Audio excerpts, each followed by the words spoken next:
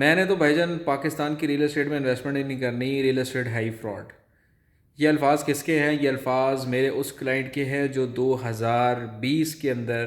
مجھے کہا کرتا تھا کہ مجھے ریئل اسٹیٹ میں انویسٹمنٹ کروا دو اور مجھے کوئی اچھا پروفٹ دلوا دو۔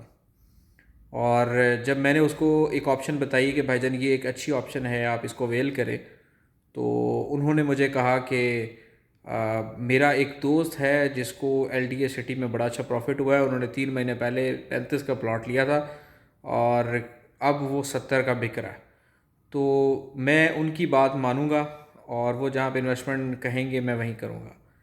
اور انہوں نے اس ٹائم پہ جس جگہ پہ، میں نام نہیں لوں گا اس سوسائٹی کا، اس ٹائم اس کا بوم تھا،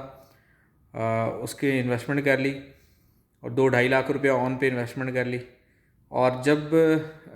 ہر دن 10-20 ہزار 30 ہزار روپے انہیں پروفٹ ہو رہا تھا، اور ایک ہفتے بعد جب میں نے کال کی تو انہوں نے کہا بھائی میں نے تو وہاں پہ لے لیا ہے اور مجھے تو وہاں پہ 10,000 20,000 پروفٹ بھی ہو رہا ہے، اور میرے تو ایک ہفتے کے اندر 2 لاکھ روپیہ پروفٹ میں آ گیا ہوں۔ تو میں نے کہا ٹھیک ہے جی، بہت بہت مبارک ہو ماشاء اللہ سے۔ اور ابھی میری ان سے کوئی 4 سال کے بعد بات ہوئی ہے، 5 سال کے بعد، اور انہوں نے مجھے ایک ہی بات کی ہے اور وہ یہ کہی ہے کہ پاکستان کی ریئل اسٹیٹ فراڈ ہے اور میں نے ریئل اسٹیٹ میں 1 روپیہ نہیں لگانا۔ سو جب آپ مشورہ کرنے لگتے ہیں تو ان لوگوں سے مشورہ کریں جو ریئل اسٹیٹ کی انسائٹس رکھتے ہیں اور جو آپ کو صحیح مشورہ دے رہے ہوتے ہیں، نہ کہ وہ لوگ جنہوں نے پروفٹ اس طرح سے لیا ہوتا ہے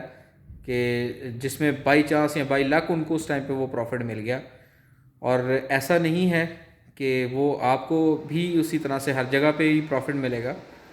وہ بائی چانس اس ٹائم پرائسز انکریز ہونی تھیں کیونکہ اس ٹائم ان کا ایم او یو زمین کے ساتھ ہو رہا تھا، تو اس وجہ سے انہوں نے ریٹ بڑھائے تو وہاں کا ریٹ بھی انکریز ہو گیا، جس کی وجہ سے ان کا پلاٹ مہنگا بن گیا۔ تو یہ ڈیل اگر زمین.com کے ساتھ اس ٹائم ایل ڈی اے کی نہ بنتی تو یہ ریٹ اتنے نہ بڑھتے، جس کی وجہ سے ان کو پروفٹ ہوا۔ تو یہ ایک بائی چانس سینیریو تھا، اور اس کے بعد انہوں نے اپنے دوست کو، جو کہ میرا بھی دوست تھا، اس کو بھی پھنسا دیا